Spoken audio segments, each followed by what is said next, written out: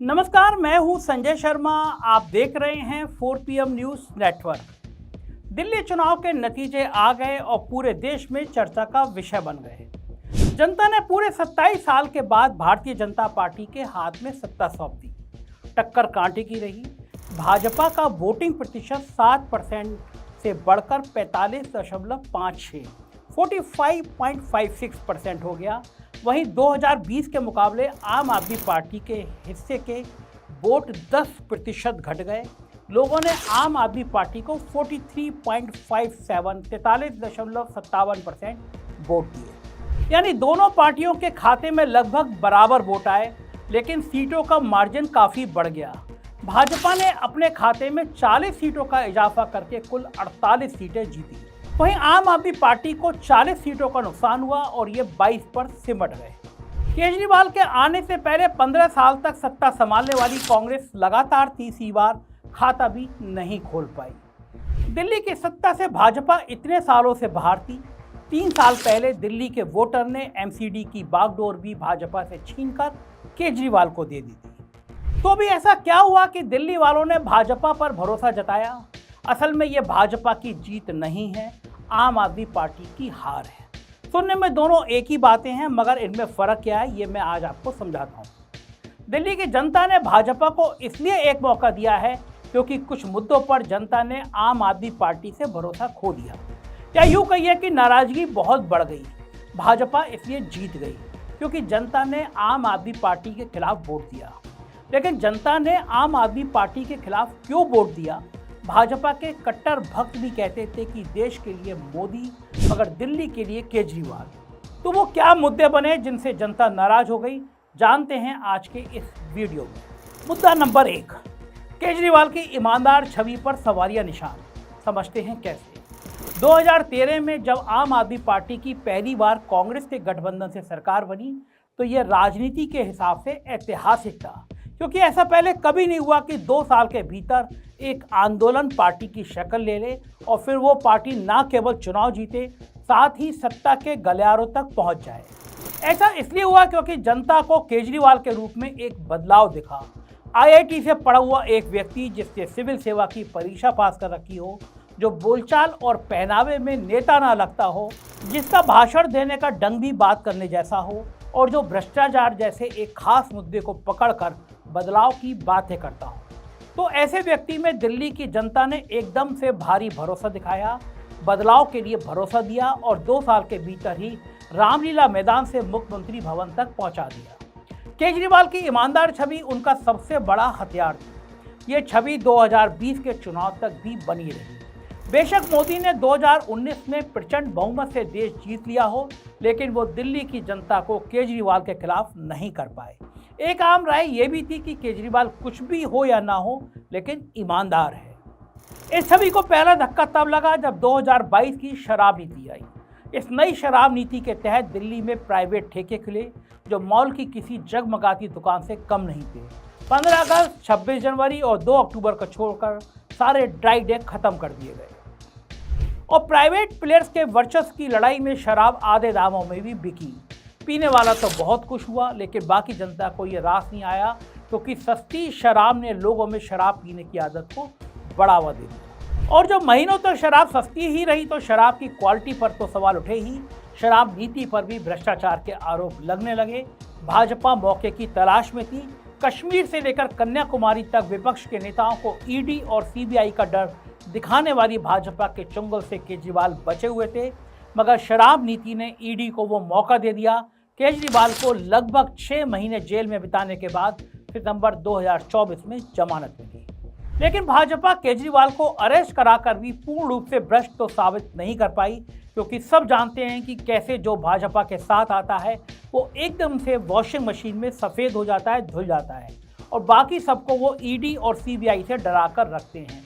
कमाल की बात ये रही कि केजरीवाल के जेल जाने से अगर उनको नुकसान नहीं हुआ तो फ़ायदा भी नहीं हुआ।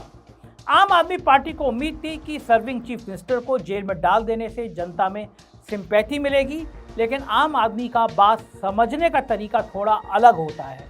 वो ज़्यादा रिसर्च नहीं करता। वो सोचता है अगर धुआं उठ रहा है तो कहीं ना कहीं आग होगी ही। आसान भाषा में कहें तो कहीं ना कुछ किया ही होगा। हाई कोर्ट से केजरीवाल की जमानत का इनकार होना और सुप्रीम कोर्ट का काफ़ी वक्त लगाकर बेल देना भी केजरीवाल के पक्ष में नहीं गया। इसलिए शराब नीति और उससे जुड़े केस में केजरीवाल बेईमान तो अभी तक साबित नहीं हुए, लेकिन उनकी ईमानदार छवि को धक्का जरूर लगा। और उससे भी बड़ा धक्का लगा मुख्यमंत्री के बंगले से जुड़े काम को लेकर। कैग यानी कंट्रोलर एंड ऑडिटर जनरल की एक रिपोर्ट अखबारों में लीक हुई, जिसके अनुसार सीएम के बंगले का 2020 में रिनोवेशन का काम शुरू हुआ, जिसमें 7 करोड़ 90 लाख रुपए की लागत एस्टीमेट की गई थी, लेकिन बनते बनते ये कीमत 33 करोड़ तक पहुंच गई। 28 लाख के टीवी से लेकर लाखों रुपए के पर्दे और सोफे की बात चली। ये बात दीगर है कि देश के तमाम मुख्यमंत्रियों के घर इससे ज़्यादा महंगे हैं। भाजपा ने बंगले का नाम शीश महल रख दिया। केजरीवाल ने बहुत कोशिश की यह मुद्दा ना बने। उन्होंने अलग अलग तरह की सफाई दी, जैसे अब्दुल कलाम 300 कमरों के राष्ट्रपति भवन में रहते थे मगर साधारण जीवन ही जीते थे। फिर उन्होंने कहा कि बंगला उनका प्राइवेट घर नहीं है, सरकारी है, जो मुख्यमंत्री रहेगा इस्तेमाल करेगा। लेकिन मुद्दा फिर भी गर्म ही रहा। आखिर में केजरीवाल ने यहाँ तक कहा कि इस तरह का कोई भारी भरकम काम नहीं हुआ है और बंगले को जनता के लिए खोल देना चाहिए ताकि वो खुद देख सके। ये भी कहा कि प्रधानमंत्री के घर पर तो इससे कई गुना ज़्यादा पैसा लगा है। मगर केजरीवाल समझ नहीं पाए कि जनता मोदी के साथ महंगे खर्चे को जोड़कर ही नहीं देखती। मोदी लाखों रुपए के गॉगल्स लगाते हैं मगर लोगों पर फर्क नहीं पड़ता। एक दिन में 5-5, 10-10 बार ड्रेस बदल लेते हैं, लेकिन फिर भी खुद को फकीर बोलकर निकल जाते हैं और जनता ज़्यादा सवाल भी नहीं करती। फिर केजरीवाल और उनके बंगले पर इतने सवाल क्यों? इसकी वजह ही ये है कि अरविंद केजरीवाल ने राजनीतिक जीवन की शुरुआत ही ये कहकर की थी कि वो बड़े सरकारी घर में नहीं रहेंगे, सिक्योरिटी नहीं लेंगे। 2013 में जब पहली बार मुख्यमंत्री बनने जा रहे थे तो साफ तौर पर बंगले और सिक्योरिटी को मना कर दिया था। गले में मफरल और इनकी नीली वैगनआर कार लोगों के जहन में बसी थी। इसलिए जनता के लिए बात 7 करोड़ या 33 करोड़ की नहीं है, केजरीवाल के महंगे बंगले की है, क्योंकि उन्होंने खुद अपनी इमेज एक आम आदमी की बनाई थी और बंगले के मुद्दे से पहले वो इमेज बरकरार भी थी। ये कुछ ऐसा ही है जैसे मोदी कहीं नॉनवेज खाते या शराब पीते हुए दिख जाए, तो वो कोई बहुत बड़ी बात नहीं है। लेकिन मोदी ने अपनी इमेज ऐसी बना ली है कि जनता मोदी को नोटबंदी की गलती माफ़ कर सकती है, लेकिन उनका पार्टी या मौज मस्ती करना माफ़ नहीं करेगी। हमारे देश की जनता भावुक है, वो सब नेताओं को एक पैमाने पर नहीं तोलती। हर नेता को उसके बनाए हुए पैमाने और उसके वादे पर ही तोलती है। और इस बंगले से जुड़े खर्चे का तो इतना खौफ है कि भाजपा ने पहले ही ऐलान कर दिया, मुख्यमंत्री कोई भी बने इस बंगले में नहीं रहेगा। अब भाजपा का मुख्यमंत्री कहीं भी रहे, कोई भी रहे, वो भी एक बंगला ही होगा, उसमें भी खर्चा जरूर होगा, लेकिन भाजपा वो एक्स्ट्रा खर्चा भी करेगी और इस बंगले के नाम पर केजरीवाल को घेरे भी रहेगी। शराब नीति और बंगले की लागत ने केजरीवाल की ईमानदार इमेज को थोड़ा सा हिलाया। इसने उनके अवैध किले की दीवार में दरार तो डाली, लेकिन ये उनकी हार का मुख्य कारण नहीं है।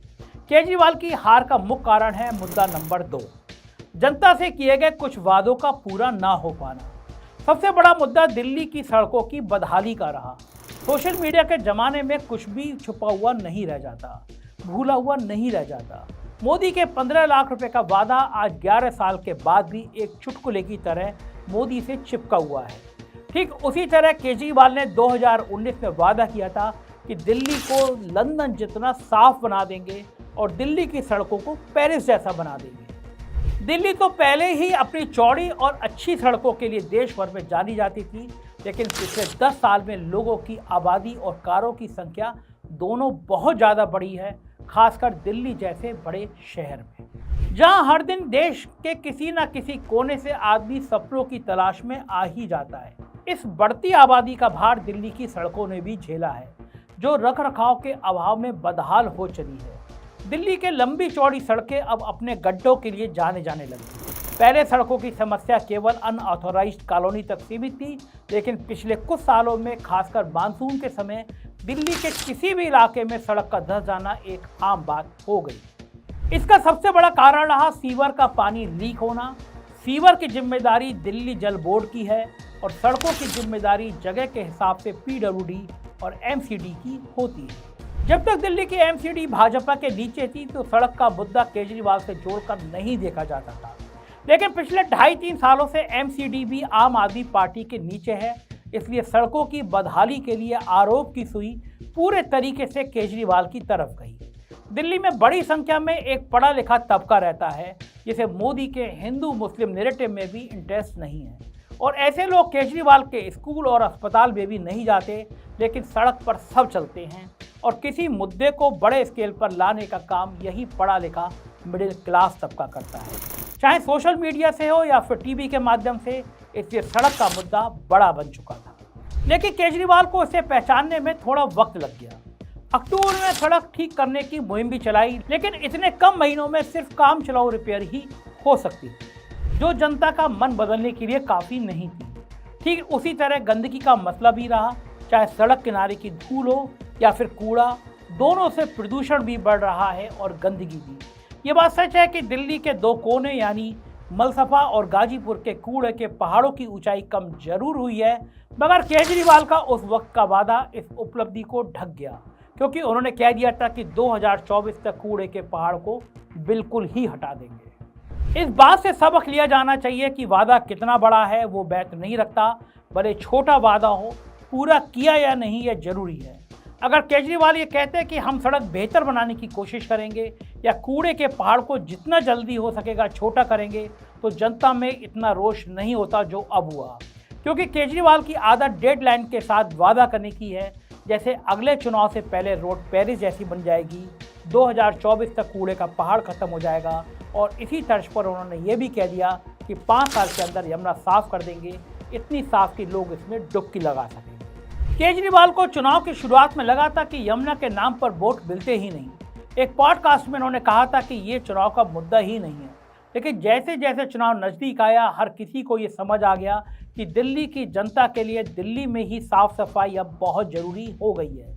फिर केजरीवाल इस मुद्दे पर दोबारा सजग भी हुए, हरियाणा की इंडस्ट्री से निकलने वाले खराब पानी पर ध्यान भी दिलाना चाहा, लेकिन अमोनिया के बढ़ते स्तर को बताने के लिए जहर शब्द का इस्तेमाल कुछ हद तक बैकफायर कर गया। जब कोई भी काम नहीं हुआ या फिर केजरीवाल पर कोई उंगली उठी, तो उन्होंने अपनी बेबसी दिखाई। उन्होंने कहा कि एलजी उनके काम को रोक देते हैं। इस बात में सच्चाई भी थी। केजरीवाल के हाथ में अफसरों का तबादला भी नहीं था, इसलिए दिल्ली में बड़े लेवल के आईएएस अफसर मुख्यमंत्री के बजाय एलजी को ही अपना बॉस मानते रहे। सुप्रीम कोर्ट ने इसे बदला भी था, लेकिन मोदी सरकार ने फिर से नया कानून लाकर एलजी को दिल्ली का बॉस बना दिया। लेकिन दिल्ली की जनता हर छोटे बड़े काम के लिए बेबसी का बहाना नहीं सुनना चाहती थी।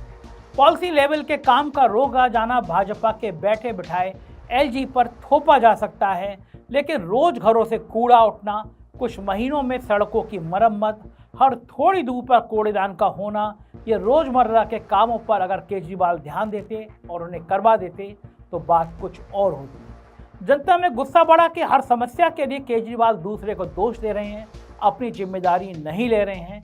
इसलिए चुनाव से 20 दिन पहले केजरीवाल ने माना कि अच्छी सड़कें, यमुना की सफाई और साफ पीने का पानी, वो 3 वादे हैं जो वो पूरा नहीं कर पाए, और दोबारा जीते तो जरूर पूरा करेंगे। जनता तो शायद काफ़ी पहले से ही मन बना चुकी थी, लेकिन हर पार्टी का नेता उसे देर से समझा।